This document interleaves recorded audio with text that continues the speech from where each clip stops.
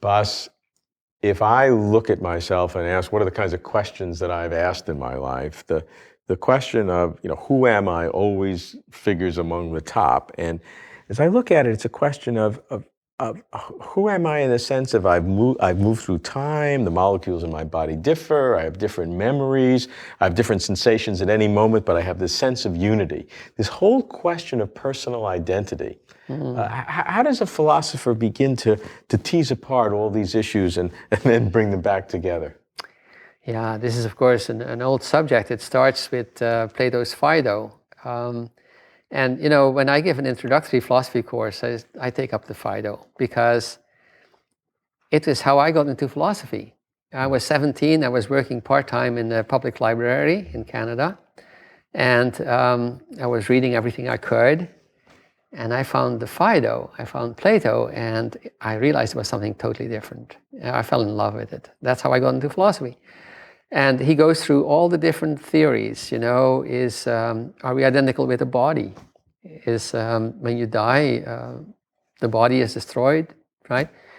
Is it rather that the person is something like the tuning of the body, like the tuning of an instrument? Now today we would say software as opposed to hardware, you see? It's all, all these theories are there in the Plato's dialogue. And we're still arguing the question right now. We're asking it now. I would say that first of all, it doesn't make sense to me to ask or to say that I'm identical with a material body. Because first of all, I don't see where you draw the line between me and my material environment. I'm completely integrated with this environment. If you were to take me out of this, I couldn't exist. I'm constantly exchanging material with everything around me, right? Trying to pick out just what is my body and what is not my body. First of all, it's arbitrary if you try and draw a physical line. Secondly, the way that I manifest myself in the world is not just with this flesh, but the kind of clothes I wear, the kind of house I have, my garden, my books, okay? I mean, these are all material things. They're all part of me in some way, but to different degrees, right? So I think if you were to ask, are you a material body? I would have to say, which one? And there would be no clear answer at all. Well, another way to ask the question is how much of that can we remove without you saying, I am no longer me? How much of that? We can remove all your books, all your gardens. We can remove, I don't mean to, your legs or, parts of your physical body. A lot of stuff we can remove. But we'll get to a point where, and you'll still feel the same. You'll feel like my book's back or something. But you'll still feel that you're you. At some point you won't. Yes. Yeah. So, yes. I mean, I think that the relation with these material things is not actually independent of emotion and intellect and so on. But yes, we can, try and focus on that. And today it may be, under some conditions, easier to have your heart replaced than to have your house replaced, right? Right. Okay. So, we shouldn't. So this we cannot focus on. The material cannot be the main thing, right?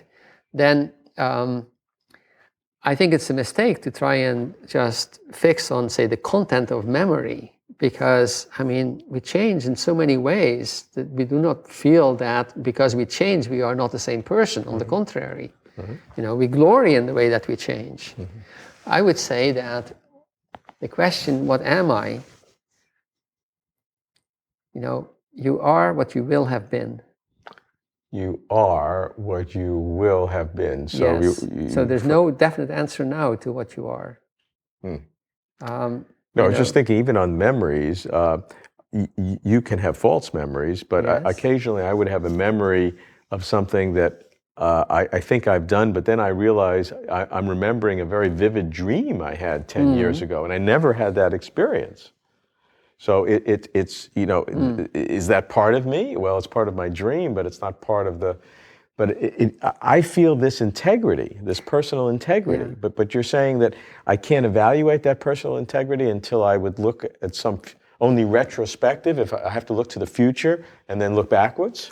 I think in many cases, what exactly it was might only be defined afterward by what happens later or what you do later. You know, Donald Davidson gives an example of when is somebody a murderer? So he did something, and much later that person dies, partly as a result of the action. Oh. At that point, we say he's a murderer. Yeah. But if he hadn't died, would not have been a murderer. Okay? The action by itself was not enough to answer the question, was he a murderer or not? It's rather what happened later. Sartre gives an example of a mayor under the occupation, the German occupation of France. During the occupation, the mayor is collecting all kinds of intelligence data because secretly he says to himself, when the Allies come, I will bring that across and I'll be a resistance hero. Okay? Meanwhile, the way he acts, he's a complete collaborationist as far as you can tell. Okay? Now the Allies invade. Was he a collaborationist or was he in the resistance? That depends on what he does now. Okay? If he now goes across, then he was a resistance man all along. If he now doesn't have the courage to go across, then he was a collaborationist all along. What he was depends on later. Okay? And I think, you know, this is the answer to the question, what am I? Does not have a settled answer at any point. But how about our continuity, our sense of unity of ourselves? And sometimes, of course, that breaks down. Yes. You know, when you say, especially, you see, when you talk about this dream that you had, I wanted to ask you, do you value this? Is this a memory that you value? I'm not sure I value it. I mean, I have a couple that just when I remember that image, I'm suddenly shocked that it wasn't a real image, and for a couple seconds I thought it was. Ah, okay. So it was a. So I have this sense of almost not knowing who I am because I suddenly realized I had reality? What the reality was. It Yes. was just a vivid dream 10 years ago, and it imprinted on me. But you know, it seems to me that it must have been important to you somehow. This experience was experienced. You know, I maybe have to lie down on a couch for us to find out. But isn't that a way of picking out what is really part of you and what isn't? That it is partly in terms of your value judgments about it. Was it important to you? Yes, because look, you still think about it, right? The other things about you, you did them, and afterwards you can say, oh, well, that wasn't me, you know. I forgot myself for a moment. Or I was in one business situation. Went to an office for 12 years, and I can hardly remember 3 or 4 every day for 12 years, and I can hardly remember 3 or 4 specific instances. It all kind of blurs together. So it did not really help to define you. It did not define what you are. But you know, that has a lot to do with what you value and what you do not value. If you had had a different attitude toward it, it would have been really an important part of who you are.